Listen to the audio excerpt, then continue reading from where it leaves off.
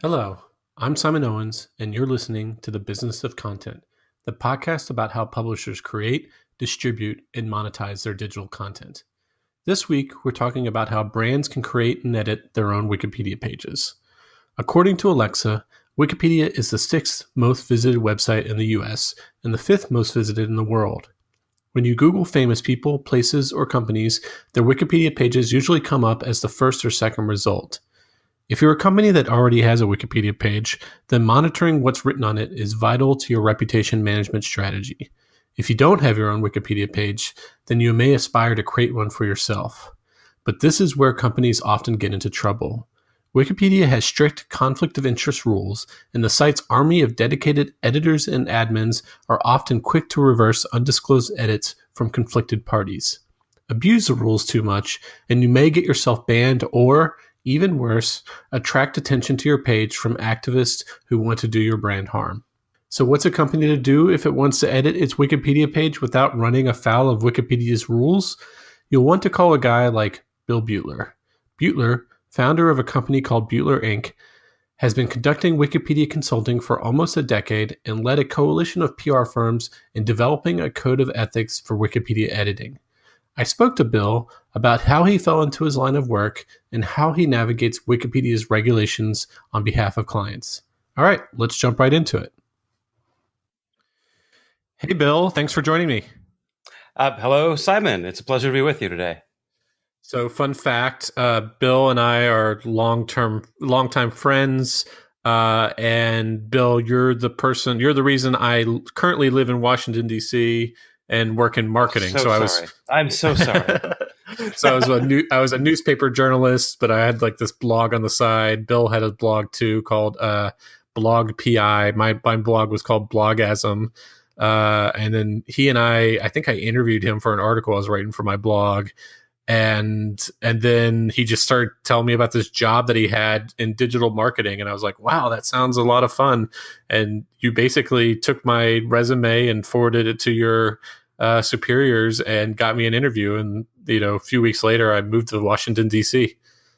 Yeah, this was a friendship that was forged over GChat, as a piece of software I hardly ever use. But yeah, back in the middle 2000s, I had a number of friends that I really only knew through GChat. And you were one who became a real life friend. And it sucks because GChat's, have you noticed it's really gone down the shitter? Like I feel like I hardly use it anymore to talk to anyone, and it's like populated. It's not. It used to be populated by people who you had like regular correspondence with, and it's shortened since then. And I don't know. I hardly ever use it anymore. Yeah, I think that I really never made the transition into the smartphone era. Once Google changed, once it added Hangouts, then I think that its chat function never really worked the same there. I desperately tried, and they never made a good version for iPad either. So things like Slack and frankly messages for iPhone have and Facebook Messenger have all filled that gap. Yeah. And the irony here is that like messaging apps are all the rage now, and things like GChat and AIM and stuff like that. They were first on the market and hugely successful, and then they just did not see the change to mobile coming and didn't really adapt at all. Yeah, well, that's a recurring theme over the last decade or so, as formerly successful companies have become recently unsuccessful companies. Yeah. So the reason I had you on is to talk Wikipedia, and specifically, I really want to just home in on your actual job in your company, because you do something that I think a lot of people, even like experienced marketers, don't even really know that much about. So I know that you bristle at the term Wikipedia consulting. So what is the term for what you do, and why is Wikipedia consulting a bad nomenclature for it? Oh, I don't think that's necessarily a bad word. I think that I bristle more at the phrase paid editing. That's a term that is used on Wikipedia. One thing that my company does not do that may surprise listeners is, even though we are helping brands, companies, sometimes individuals, oftentimes nonprofits, to improve their standing on Wikipedia, one thing we don't actually do is go in and edit articles. We bring issues to the Wikipedia community, and we offer up, language that we've written, new sections of articles, for example. Um, but paid editing is a common term. There's really no great term uh, out in the regular world. Like nobody knows what to call this. Like this is sort of a microcosm of the Wikipedia and the larger world in general. Everybody knows what it is. Everybody relies on it, but nobody really knows how it works. And so, knowing what to call something in a given circumstance really depends on who your audience is. And because nobody knows how it works, it often gets them into trouble because they wait. They either want an article written about themselves, or they already have an article written about themselves, and they want to go in and change it. And all of a sudden, they find themselves just complete. They probably think of it as like, oh, it's this Wikipedia that anybody can edit. That means I can go in and make whatever edits I want. And then they all of a sudden very quickly run up against like editors that have been on the site for a long time who are very, very strict about the rules, and suddenly they find themselves like basically having everything reversed, right? Yeah. So a lot of this is Wikipedia's own fault, really. As you said, they do have the slogan, "The encyclopedia that anyone can edit." And there is a big invisible asterisk associated with that. And that is to be found in the conflict of interest guideline, which, many people may not even know exists. And that says, if an article is about you or your boss or your client or your employer or your brother or your father, you probably should not directly edit that article. Further complicating things, it's not a hard and fast rule. So it does not mean you will be blocked for doing it. But it means that you might get your hand slapped for doing that. So if it's somebody in your family, if it's an uncle that you're writing about, probably not the biggest deal. But if you are offering up your services paid, then Wikipedia not only prefers that you not make direct edits, but it also requires that you disclose who your financial connections are. Complicated by the fact that many Wikipedia editors operate anonymously, and they are allowed to do so. So there is actually a contradiction in Wikipedia's own rules that less than ethical operators often try to exploit. Mm-hmm. But it's not just that they don't understand there's a conflict of interest rule. They also think that it's just a free for all in the terms of like anything can have its own article, and there's also this notability requirement that you have to be important enough to have a page written about you, and if it's deemed that you aren't that important, then because and we might be getting a little ahead of ourselves. I do want to dial back to how this whole started, but like you guys turn down way more clients than you actually accept, right? Because a lot of people come to you saying, hey, we want a Wikipedia page, and you kind of look at citations to them and stuff like that and say, actually you don't actually qualify to one, so it would be a waste of your money to hire us. Yeah, a waste of our time as well. So the notability guideline that you alluded to is indeed something, a measure of whether your topic can earn a standalone page on Wikipedia. And because notability does carry this notion of you're not important, you are important. It's very judgmental, and we prefer not to necessarily, use that terminology in our initial conversations with somebody. We tend to talk about eligibility, whether your company or whether your brand is eligible for an entry. And the fact is that there are many, many more companies and organizations that would like to have an entry than actually qualify for them. So for the most part, we do turn away a lot more than we look. It's not even that I'd like to work with them. It is just the case that Wikipedia requires a certain degree of coverage in news sources, not just mentions, but really in-depth treatment that most companies simply don't have and won't ever have. And so we try to focus on companies that do exist and have pages that are substandard. Mhm. And I think a lot of companies, even that if they know about notability, they still have misconceptions about it because they'll say, "Hey, our CEO was interviewed in the Wall Street Journal. He was about this topic. He was interviewed in Fast Company. Look, we have all these press mentions, but it's not enough just to be interviewed by reputable journalists. Like there has to be substantial. All the information that comes from the Wikipedia article has to be cited back to an article, so the articles have to actually be about you. So, like, let's say you're a crisis PR firm, and a Wall Street Journal journalist calls you to just interview you about your thoughts about like the BP oil spill or some kind of brand disaster, and you're just given like a 2-line quote in an entire article. That really doesn't count towards your notability, right? Like the Wall Street Journal would have to actually write an entire article about your firm, or at least feature your firm prominently within the article and like give information about it. Correct? Yeah, no, that's exactly it. And this is a major problem, I think, for people who work as high profile spokespersons based here in DC. We have from time to time talked with and occasionally actually worked with people who used to be, now they're now in business for themselves, and they formerly were like a high ranking spokesman or spokeswoman for, somebody in the US Congress. Their name appears in LexisNexis hundreds of times, but they are never themselves the focus.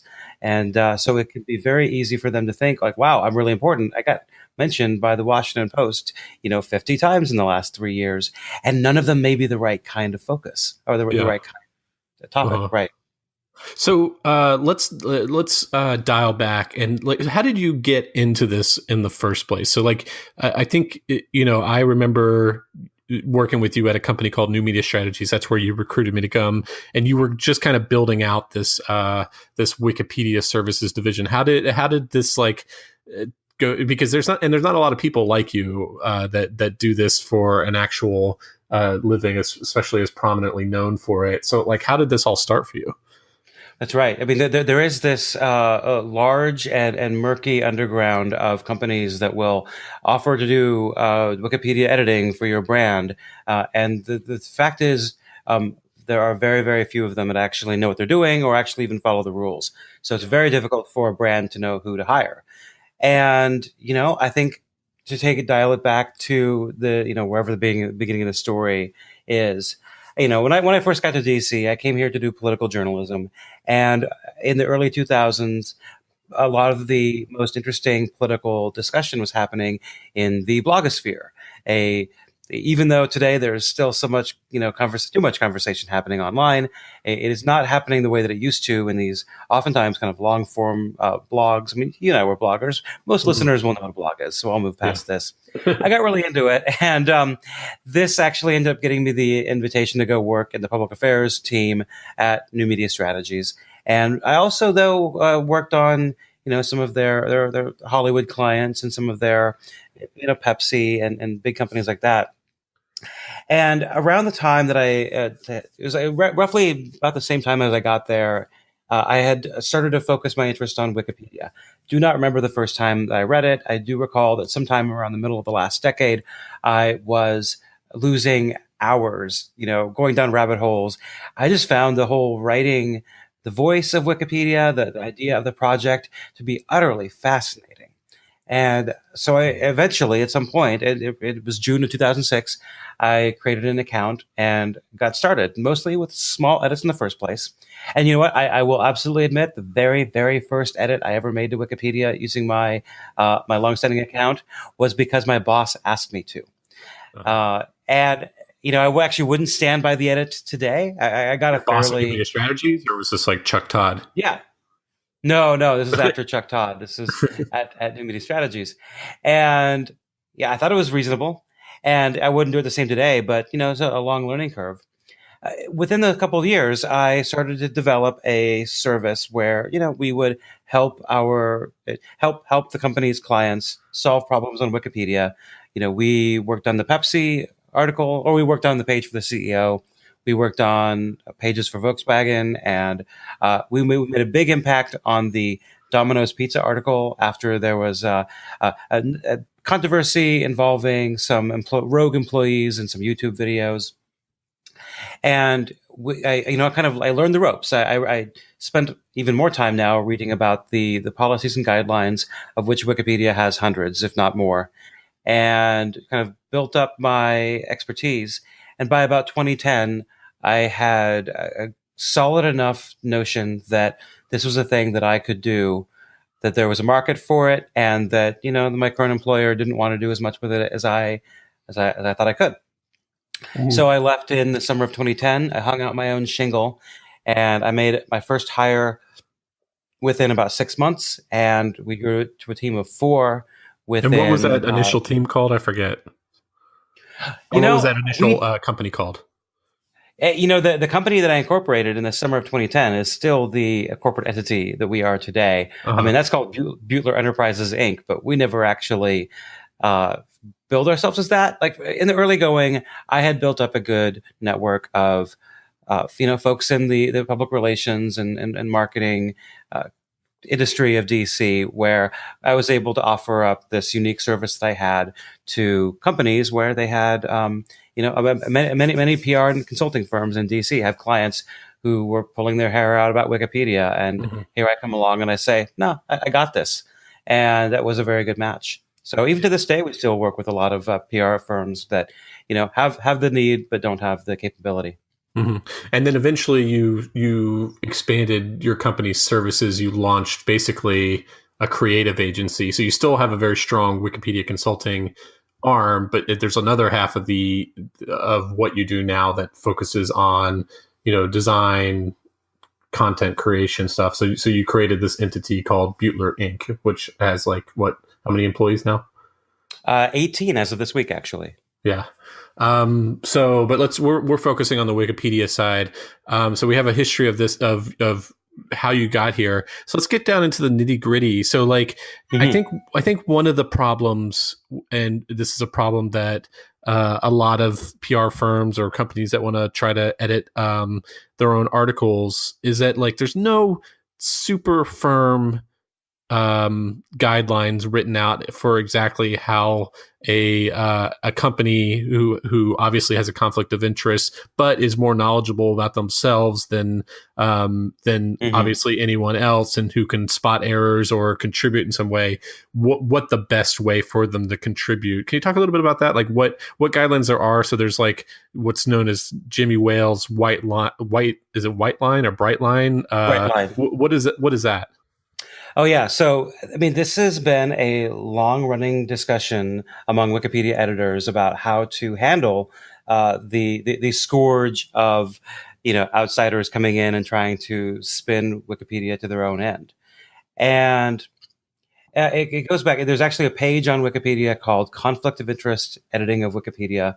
That's a live Wikipedia entry that you can read through kind of the history of it. And Jimmy Wales himself was the first person to try to edit Wikipedia to make himself look better. When Wikipedia editors were getting started with this project, more than 15 years ago, they certainly had no idea at the time that it would become as globally popular as it is, and they had not yet considered that its ability to impact public reputations would be so great. So Wikipedia is this permanent public nuisance, if you will, from a reputational standpoint. That it's a double-edged sword that can be really great, or it can hurt you if somebody gets in there and makes you look really bad. Wikipedia editors have heard it all. And the conflict of interest guideline initially was supposed to put up this, hand saying, "Whoa, stop! Don't come in here." This was never going to be realistic, and so they created a notice board called the Conflict of Interest Notice Board, where dedicated editors try to play whack-a-mole with these accounts that get created just to create new pages or try to make small changes. It's a real hassle. And I believe, and I hope that the volunteer editors agree that, the way that my team operates, above board, disclosed, and not making direct edits, and not trying to do things that are in contravention of the rules, is I believe we are part of the solution. I wish I had more competitors that wore the white hat, and there's a handful. There's Porter Novelli has somebody in there their Voce team, who does good disclosed work. There are a handful of other folks who just do this more as an as an individual consultant. I think I'm the only one who's built up a full. We have a 6-person team. Out of the 18, 6 of us are focused on Wikipedia full time. And to get back to one question you had earlier, that there's not really a good place to go. There is a good place to go for some actual proactive advice. While the conflict of interest guideline is not proactive at all, it's a bunch of don'ts. The thing you want to look at is the plain and simple conflict of interest guide. That's a mouthful, but the plain and simple conflict of interest guide, PSCOI, is in fact a list of instructions for if you want to represent your brand, your boss. Here's what to do. And that's within that's within Wikipedia's ecosystem that they've somehow come up with this. It is written by Wikipedia volunteers. Several of them whom I know personally. Having been around Wikipedia now for more than 10 years, I've been to a number of conferences. So, I've been, and I have both attended and I have led different panel discussions about this conundrum of paid editing. And the plain and simple conflict of interest guide was one that was first written about 4 years ago, give or take. And I recommend it. It's not everything you need to know to be successful, but it is certainly the right way forward if you think you want to give it a try. Mm-hmm. So let's dive into the nitty gritty of what it means to actually ethically edit your own Wikipedia page. And I know that saying that sentence that way is almost misleading because you're not directly editing. And so that's where we're going to get to the nitty gritty. So let's say, someone comes to you and says either, we don't have a page and we think we deserve one. And you do the notability check, the eligibility check, and say, yeah, you do deserve one. Or someone comes to you and says, hey, we do have a Wikipedia page, but it's not really that accurate, or it's emphasizing a bunch of stuff we don't like and we think is kind of unfair. It's kind of one-sided. And you kind of look at it and determine, yeah, it is kind of a bad Wikipedia page, and you take them on as a client. What is your actual process? Yeah, so let's take on the notion of an existing article that that the client does not like. As you said, it's imbalanced, it's underwritten. I would say actually the vast majority of the time where we're working with a company or organization that has an existing page, the problem is not that it's too negative. It's not that it's sometimes the case that an opponent or a critic has hijacked it, but more often than not, it's simply been neglected. So as of this interview here in February of 2018, the English language Wikipedia has about 5.5 million articles, and yet it only has, depending on how you count it, they only have about 30,000 editors who are really active.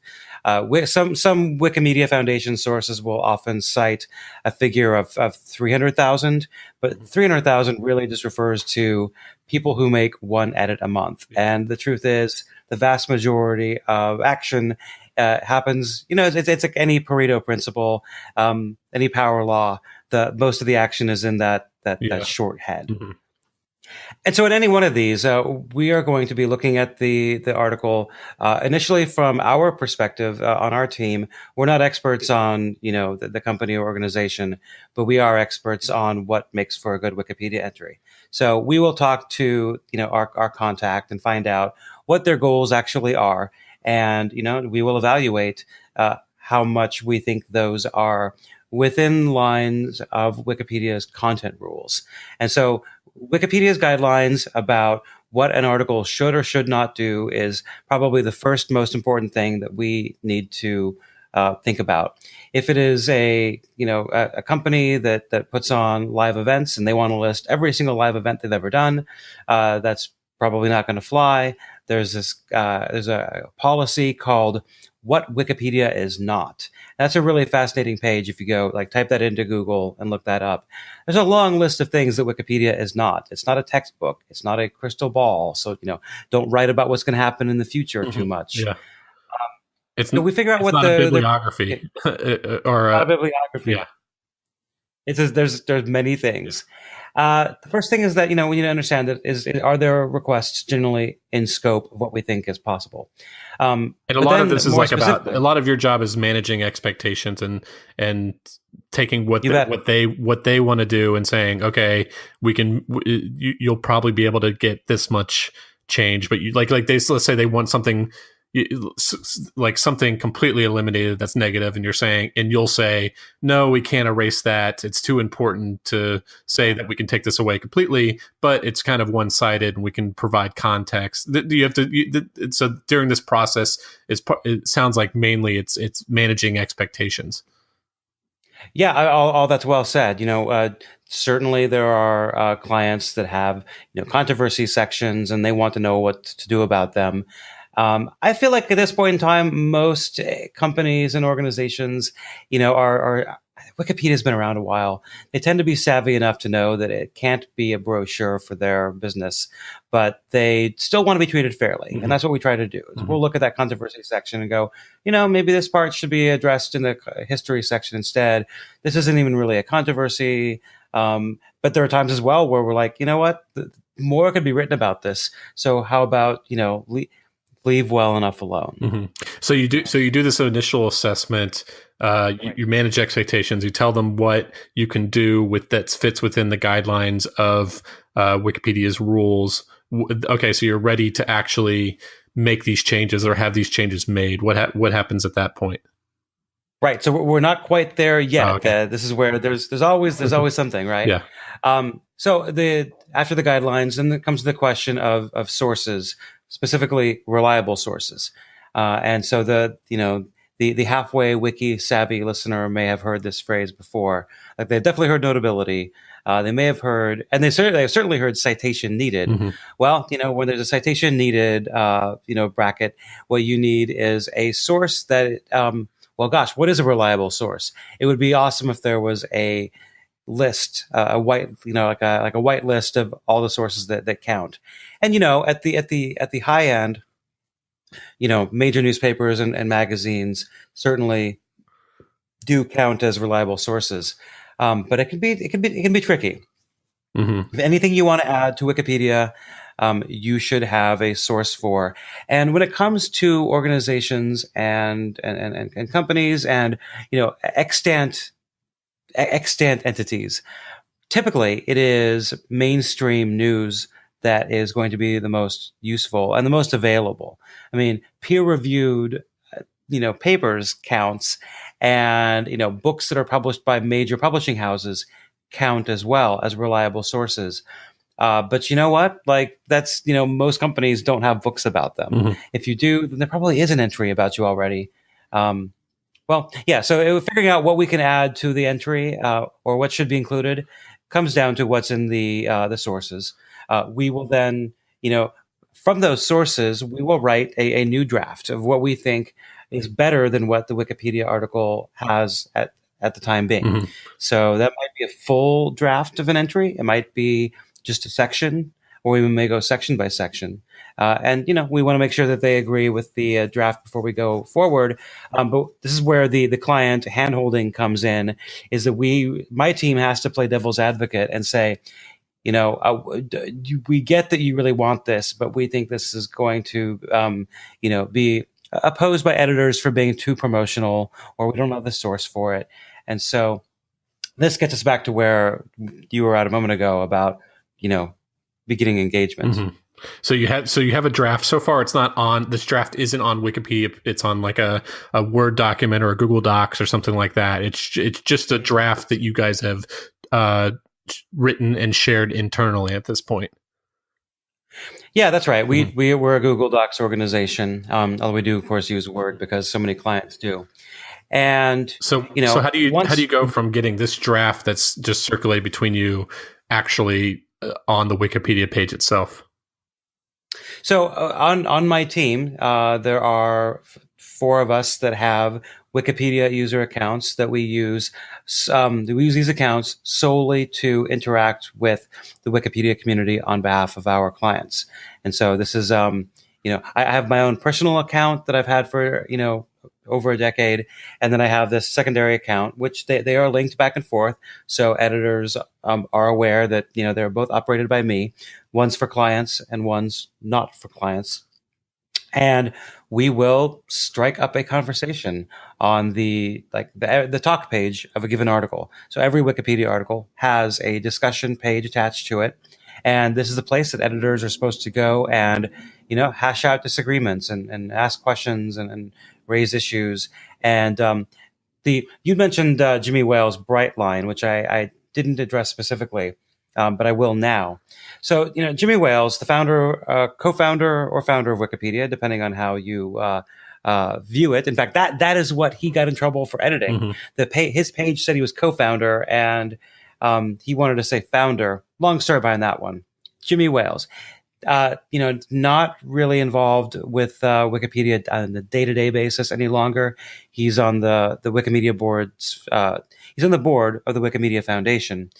He's still got the biggest bully pulpit. He's the most famous person associated with Wikipedia. And, for a long time, he's been an opponent of PR and marketing activities on Wikipedia for, sound reasons, that nobody wants these pages to become marketing materials or indistinguishable, from those, about the companies. That we want these pages to be useful, balanced, well-rounded encyclopedia entries, believe it or not. But given the fact that this problem was not going away, a few years back, he finally weighed in again and said that, if you are a PR or a marketing person, I do not want you to edit these pages directly. However, you are equally allowed to go to talk pages and propose changes, including even full drafts. And that's frankly, that is what my team was doing already. So when he said this, we were quite pleased by it. So to kind of translate, he's saying you can help write an article or give suggestions for an article, but you can't, as long as there's a disinterested, unbiased person who is reviewing what you have to say, and they're the ones who are actually making the edits on the page. So you go and make the argument to that disinterested person, who can be any Wikipedia mm-hmm. editor, as long as they're not getting paid by the client. And the Wikipedia, we use this term editor, anybody, and which has a certain connotation when it comes to journalism, but Wikipedia editors, anybody who edits Wikipedia. So you're an editor, I'm an editor, is like the mere act of editing. So if you were to come to me, maybe there might be a slight conflict since we're friends, but like if you were to come to me and you're getting paid by the client and I'm not getting paid to the client, then as long as, and saying, hey, Simon, I think you should make this edit to this Wikipedia article because of XYZ reasons of the Wikipedia bylaws or whatever the term is. Yeah. And I, the disinterested party who's not getting paid by the client, look at this and say, and I'm an experienced Wikipedia editor, or I'm not really, I'm just mm-hmm. hypothetical experienced Wikipedia editor. I say, yeah, you're right. Like this controversy, they're really spending too much time talking about it. It's unbiased, or it's too biased in one way. These are all good edit suggestions, and I go in and make those edits myself. Then that's sort of what you're doing. Basically, is you're convincing disinterested parties to make these edits. Is that right? Yeah, no, that's exactly it. And the reason why I wouldn't go just ask a friend to do it, Wikipedia editors are smart. They know what patterns of edits look like, and so when someone from my team goes to a discussion page and offers up a proposal, oftentimes we'll actually use a semi-formal process called request edit that puts a tag on the page and adds the page to a list where another editor can choose to review it. Sometimes we will reach out to particular editors directly, but there are a number of provisions around preventing what they call canvassing. Canvassing is like, forum shopping in a trial process. They don't want you to go just ask the editors that are going to agree with you. Basically just shopping around for judges who are more likely to rule in your favor, basically. And how receptive usually, from the time you put a tag on it, Like how receptive or how I mean, obviously nobody does this as a full-time job. It's nobody's getting paid to Right. come and review your edits and implement them. You're Right. basically depending on the goodwill and volunteer hours of these editors. How receptive are they usually to making these changes? We get all kinds. The Wikipedia community is made up of people who have self-selected themselves into the project of trying to compile all the world's information, and they this tends to mean they have certain tendencies toward being more skeptical of brands and companies. They oftentimes have an academic point of view. They're probably more left of center than than the average population. And so there's a little bit of a luck of the draw with it, that when we put a request up, we don't know who's going to come look at it. It's one reason why it helps keep us honest. We're really we don't want to get into like horse trading with them, because they are volunteers. They're doing us a favor. So it kind of it's useful for us to go back to the client and say, let's not just try this and see if it works. We know this is not going to work. Let's do this other thing instead. But when it comes to these volunteers, we are always expecting that it might take a few days, maybe a week, for somebody to come by.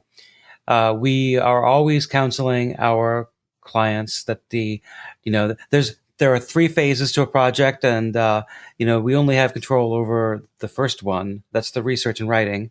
We don't control the review process with the client, and none of us control the third part, which is the kind of negotiation period with the Wikipedia editors.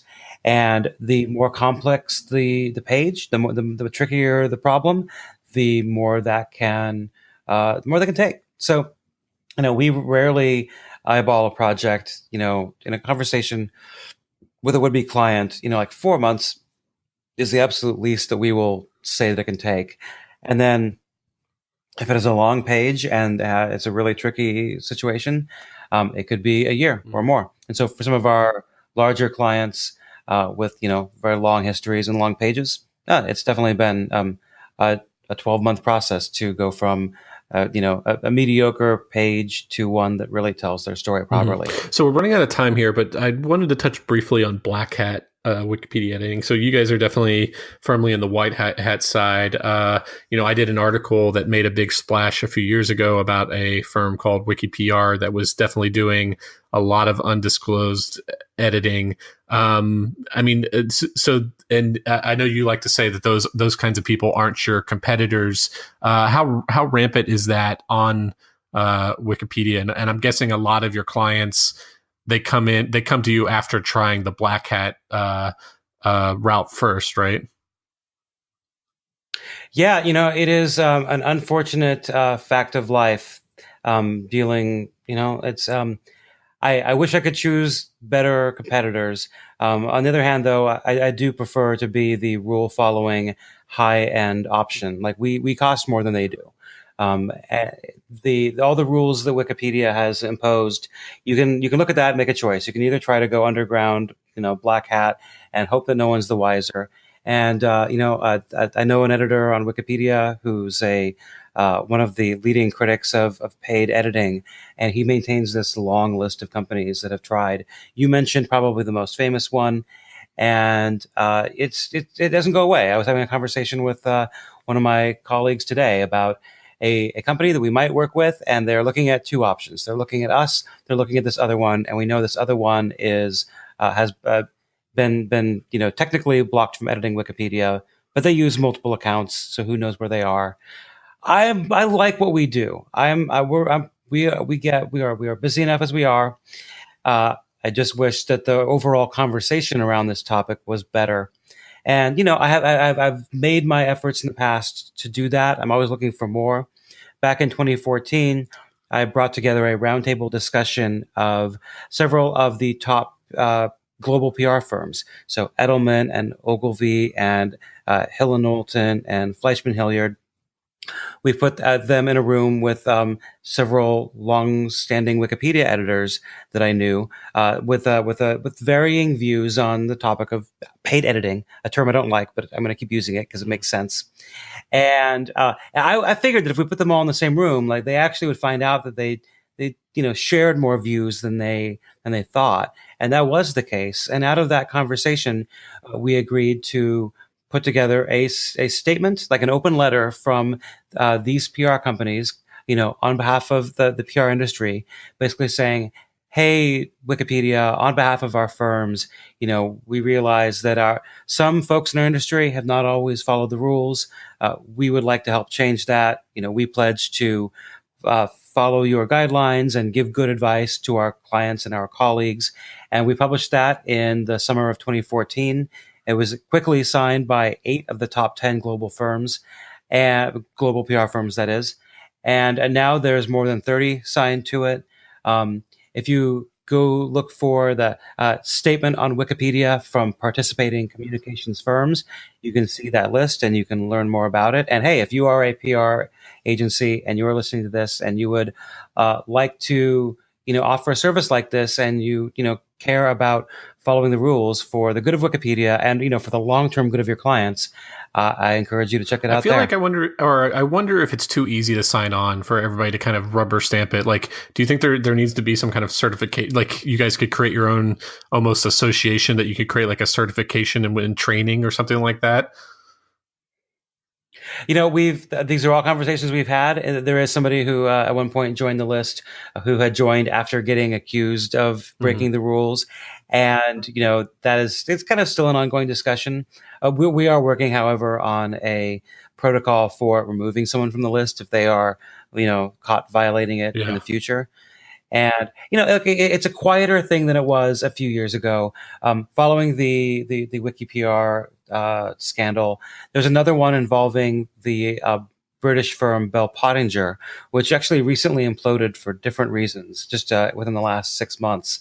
And so both of these companies don't really exist, although WikiPR evolved to become something else, a topic for another day.